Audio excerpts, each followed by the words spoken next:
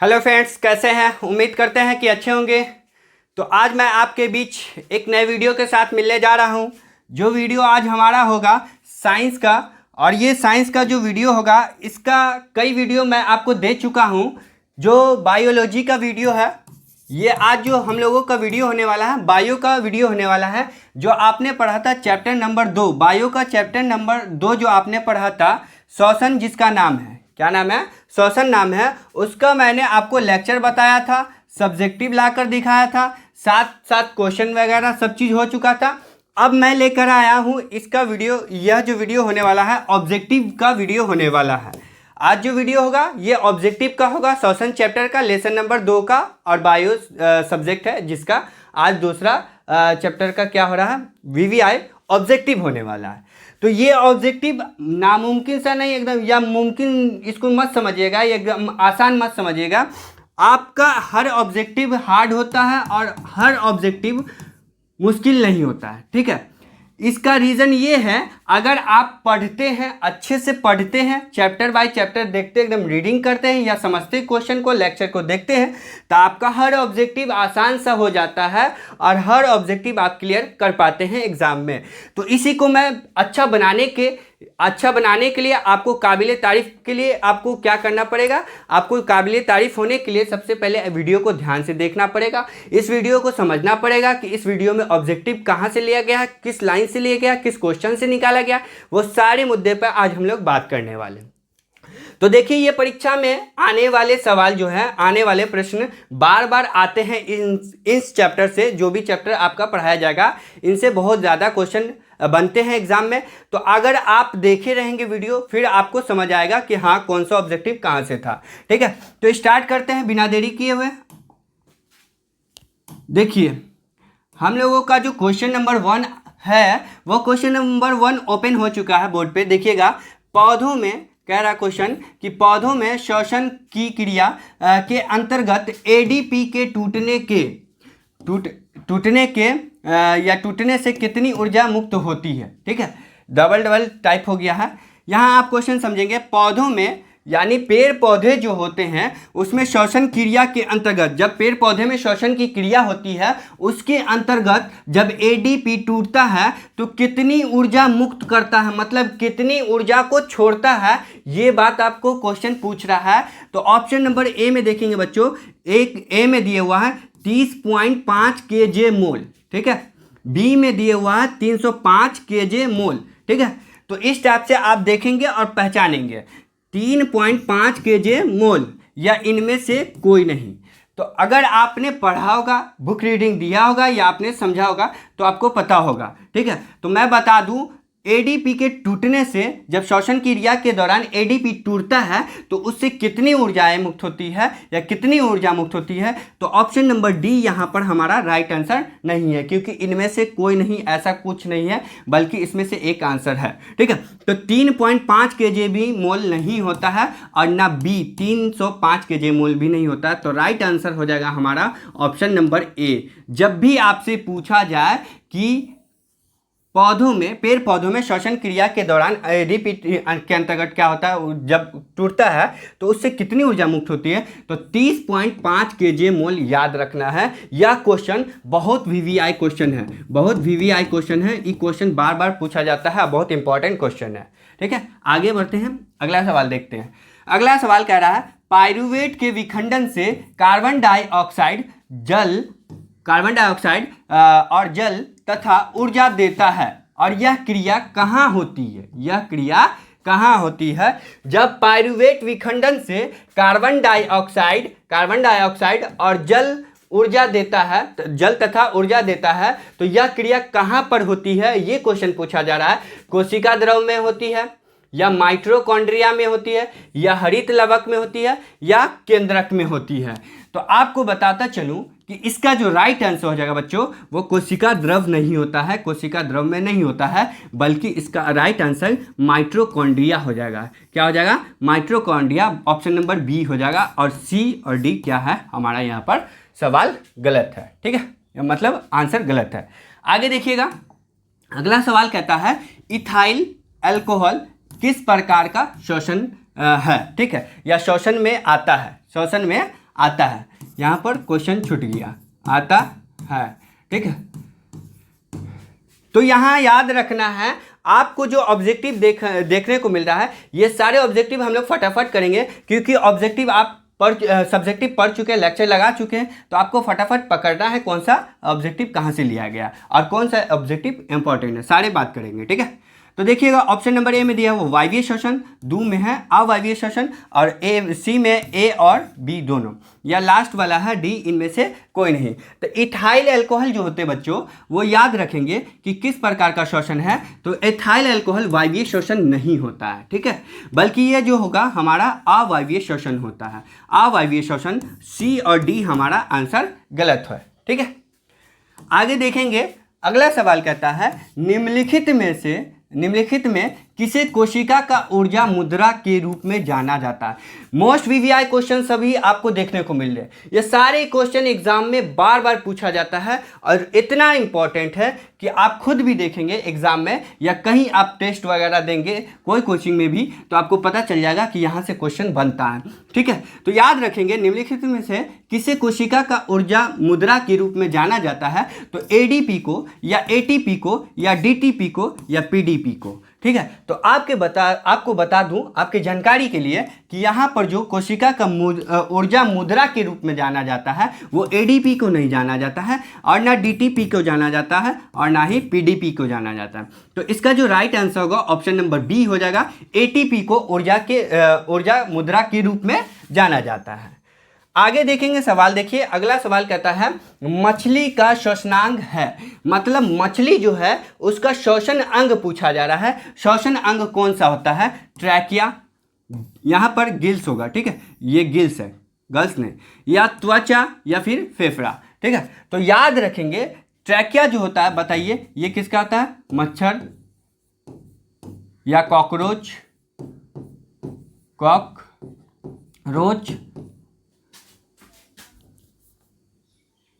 Cockroach, या फिर आप गिल्स बता दें, या फिर ये हो जाएगा मेंढक, ये हो जाएगा मेंढक, ठीक है। फेफड़ा से मानव होता है या मनुष्य, देख लीजिए। यहाँ पर जो गिल्स बच गया ये हमारा राइट आंसर हो जाएगा। मछलियों का श्वसन अंग क्या होता है? गिल्स होता है। बाद बाकी यहाँ पर ये ऑप्शन गलत है, ठीक है। मछलियों का श्वसन अंग आपसे पूछा जाएगा तो बोलेंगे गिल्स, अथवा इसका एक और नाम होता है, ये होता है क्लोम। क्या होता है? क्लोम। गिल्स अथवा क्लोम भी इसका नाम याद रख सकते हैं। अगला देखेंगे, अगला सवाल कहता है तिलचट्टे में कितने जोड़े श्वास रंध्र पाया जाता है? जो तिलचट्टा होता है, टिड्डा तथा तिलचट्टा में जो श्वास रंध्र पढ़े थे आप लोग, तो उसमें कितने श्वास रंध्र पाए जाते हैं? 2 या 8 या 10 या 6। तो तिलचट्टा जो होता है बच्चों, उसमें जो श्वास रंध्र पाए जाते हैं, दो नहीं पाए जाते। ऑप्शन नंबर ए हमारा गलत है। बी में 8 है, ये भी गलत है, और डी में 6 है, ये भी गलत है। तो option number C right answer हो जाएगा, क्योंकि तिलचट्टा में श्वास रंध्र की संख्या कितनी होती है? 10 होती है। आगे बढ़ेंगे, अगला सवाल देखेंगे। कहता है श्वसन के अंतिम उत्पाद है, इनमें से श्वसन के अंतिम उत्पाद कौन है? जब हम सांस लेते हैं उसका अंतिम उत्पाद कौन सा बनता है? तो ये पूछा जा रहा, CO2 यानी कार्बन डाइऑक्साइड, और H2O यानी जल।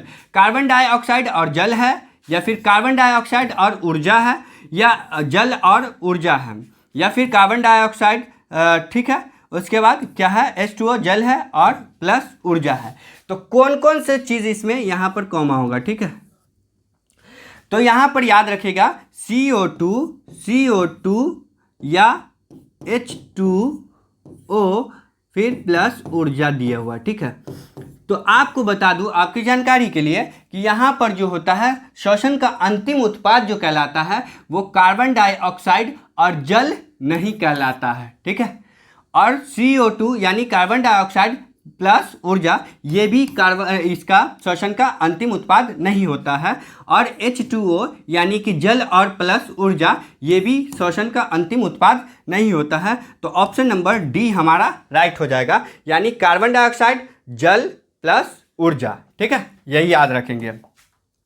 अगला सवाल देखिएगा, पौधों में श्वसन होता है, पेड़ पौधे जो होता है उसमें श्वसन की क्रिया आपसे पूछा जाएगा किसके द्वारा होता है, तो याद रखेंगे विसरण की क्रिया के द्वारा होता है। किसकी क्रिया के द्वारा होता है? विसरण की क्रिया के द्वारा होता है, इस बात को याद रखेंगे। अब पेड़ पौधे में तो श्वसन की क्रिया याद रहेगा, विसरण की क्रिया के द्वारा होता है।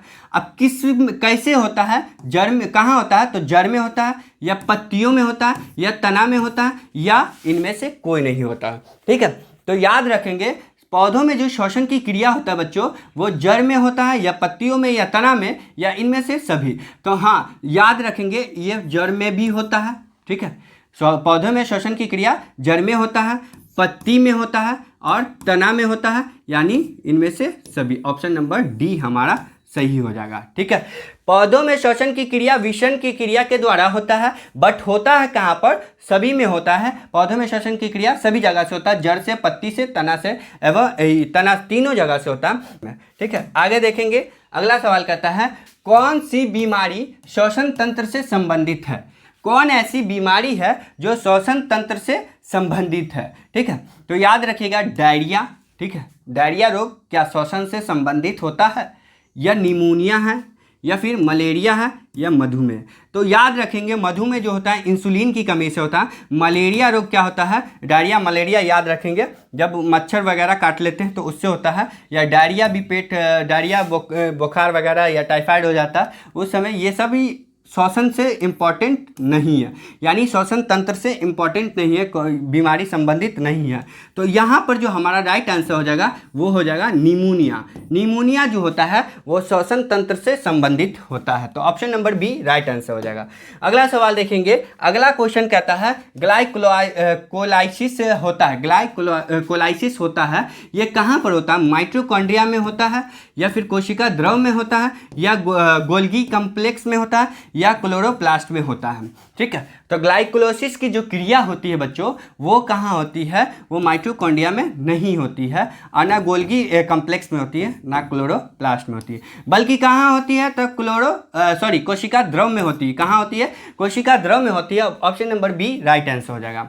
आगे सवाल देखिएगा। आगे सवाल कहता है किस पौधे में रंध्र अनुपस्थित रहते हैं? कौन ऐसा पौधा है जिसमें जड़ अनुपस्थित होता है, रंध्र अनुपस्थित होता है? यानी आम का पेड़, या फिर हाइड्रीला, या नागफनी, या कनेर। ठीक है, तो आपको याद रखना है किसमें जड़ जो होता है वो क्या होते हैं?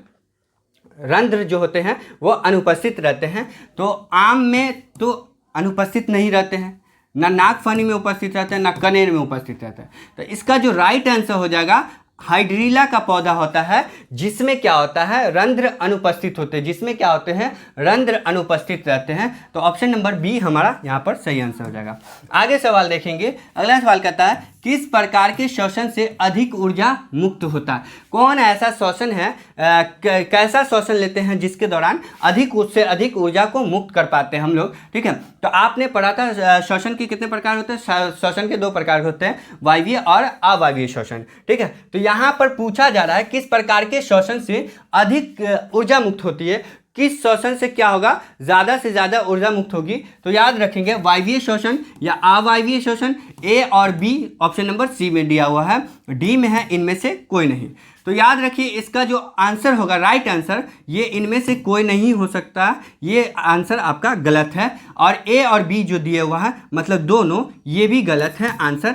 आपका आंसर बी जो दिया हुआ है अवायवीय, ये भी आंसर गलत है। तो आंसर कौन है हमारा? राइट ए हो जाएगा, यानी वायवीय श्वसन जो होता है, वायवीय श्वसन यहाँ पर वायवीय होगा। ठीक है, वायवीय श्वसन जो होता है जिससे अधिक ऊर्जा मुक्त होती है, वायवीय श्वसन के दौरान अधिक ऊर्जा मुक्त होती है। तो इस बात को आप याद रखेंगे। ठीक है, अगला सवाल देखते हैं। अगला सवाल कहता है किण्वन क्रिया पाई जाती है।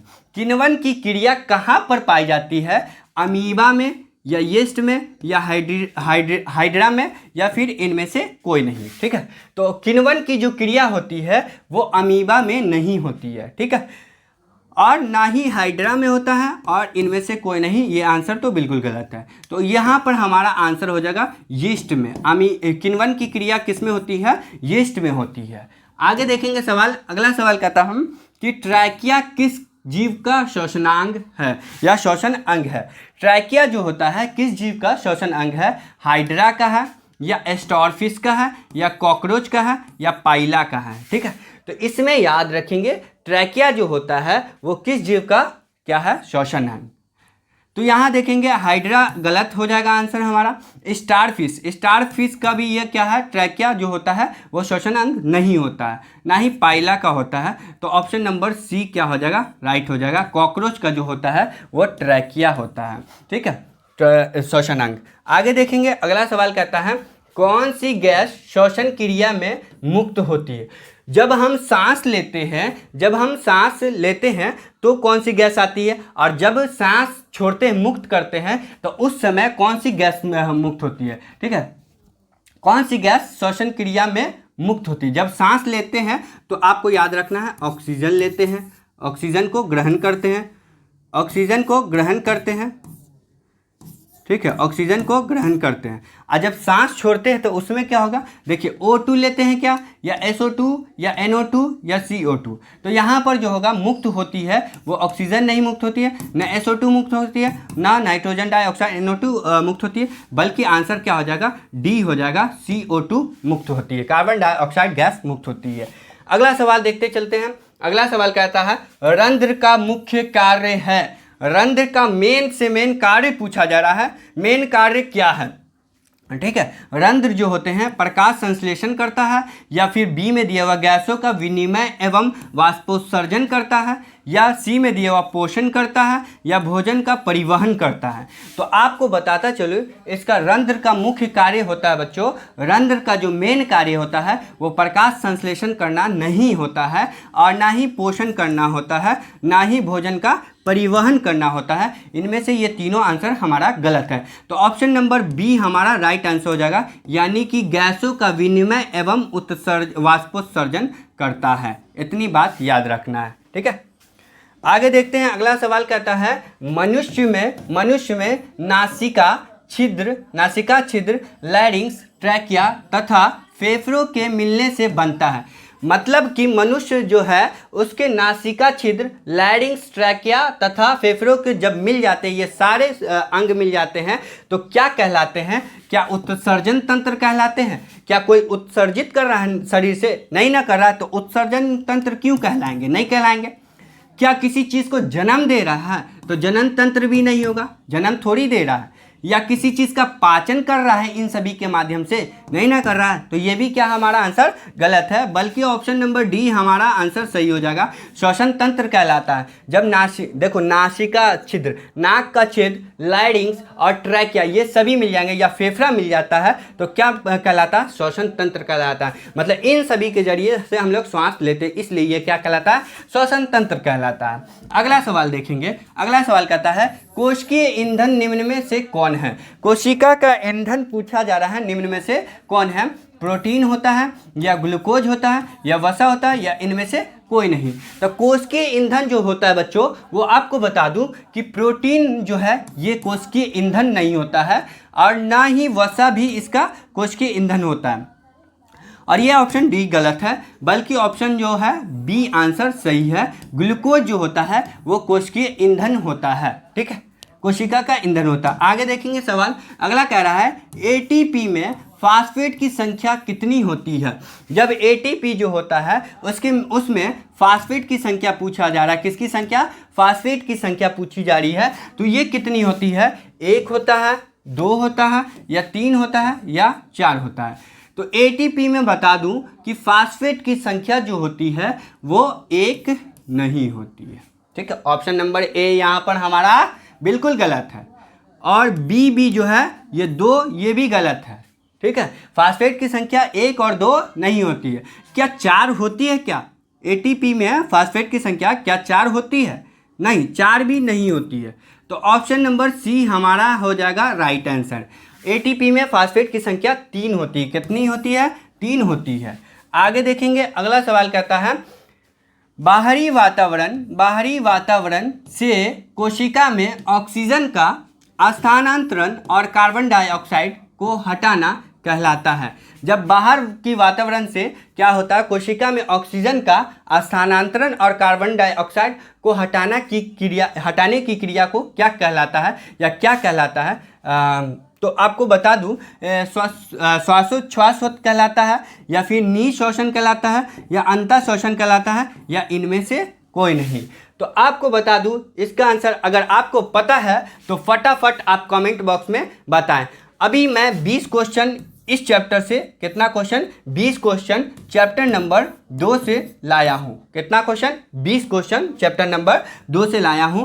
अब आप सच सच कमेंट में बताएंगे कि हाँ सर मुझे 20 में से 20 पता था। ठीक है, अगर आपका 20 में से 20 पता है, क्वेश्चन पता होगा, आंसर पता था, तो आपकी तैयारी बहुत ही अच्छी है। अगर आपको नहीं पता था तो बिल्कुल घबराएं नहीं और इस वीडियो को ज़रूर अंत तक देखें। और मैं एक बात कहना चाहता हूं कि दोस्तों के पास शेयर करें, लाइक कर दें, अगर चैनल पे नए हैं तो सब्सक्राइब कर दें प्लीज़, क्योंकि आप लोग के लिए हम लोग नए नए वीडियो ला रहे हैं और चैप्टर बाय चैप्टर आपको देखने को मिले, इसलिए आप सब्सक्राइब करके रख लें ताकि जो भी वीडियो आपको, नए वीडियो आएंगे इस चैनल के माध्यम से, आपको फ़ौरन मिल जाएंगे, सबसे पहले आपके पास आ जाएगा। इसलिए इसको लाइक, शेयर और सब्सक्राइब कर लें। तो चलिए इसका आंसर बता दूं कि इसका जो आंसर होगा 20 नंबर क्वेश्चन का ऑप्शन जो होगा, इसका राइट आंसर हो जाएगा वो श्वासोच्छ्वास नहीं होगा। ठीक है, और अंतःश्वसन भी नहीं होगा, डी में है, इनमें से कोई नहीं, ये भी नहीं होगा, बल्कि इसका राइट आंसर हो जाएगा बी, निःश्वसन कहलाता है। क्या कहलाता है, निःश्वसन कहलाता है। निःश्वसन कहलाता है, क्या कहलाता है, निःश्वसन कहलाता है। अब देखिएगा यहाँ पर हम लोगों का चैप्टर एंड हो गया, दी एंड हो गया। चैप्टर नंबर 2 खलास। ठीक है, चैप्टर नंबर क्या हो गया, 2 खलास हो गया। चैप्टर नंबर 2 का आपने थ्योरी पढ़ा, ठीक है, थ्योरी पढ़ा, साथ ही साथ आपको क्वेश्चन आंसर भी हो गया, लेक्चर भी हो गया, दोनों तीनों चीज़ आपने कंप्लीट कर लिया। लेक्चर भी कर लिया, क्वेश्चन आंसर, थ्योरी और प्लस ऑब्जेक्टिव भी आज हम लोगों का कंप्लीट हो गया। तो चैप्टर नंबर आपका जो है 2 बायो का वो कंप्लीट हुआ। ठीक है, चैप्टर 1 और 2 दोनों कंप्लीट हुआ। ठीक है, यहाँ पर अगर आप नए हैं तो बार बार कह रहे हैं सब्सक्राइब कर लें, लाइक कर दें, शेयर कर दें। ये मेरे द्वारा तैयार किया गया वीडियो है। ठीक है, अब इसके बाद मैं आपके बीच, अगर आपको अच्छा लगता हो या बायो अच्छा लगा हो, मस्त लगा हो, तो आप कमेंट में बता सकते हैं कि हाँ इसके बाद मैं नया सब्जेक्ट लाना चाहता हूँ जिसका नाम है केमिस्ट्री। अगर आप केमिस्ट्री में इच्छुक हैं, पढ़ना चाहते हैं, तो केमिस्ट्री आपके बीच लाऊंगा। केमिस्ट्री से बहुत अच्छे अच्छे सवाल बनते हैं और बहुत ज़्यादा पूछा जाता है, इसलिए आपको केमिस्ट्री लाऊंगा नेक्स्ट वीडियो में। तो जल्द मिलते हैं, लाइक सब्सक्राइब करके रखिए, जल्द मिलते हैं नेक्स्ट वीडियो में। जब तक के लिए जय हिंद साथियों।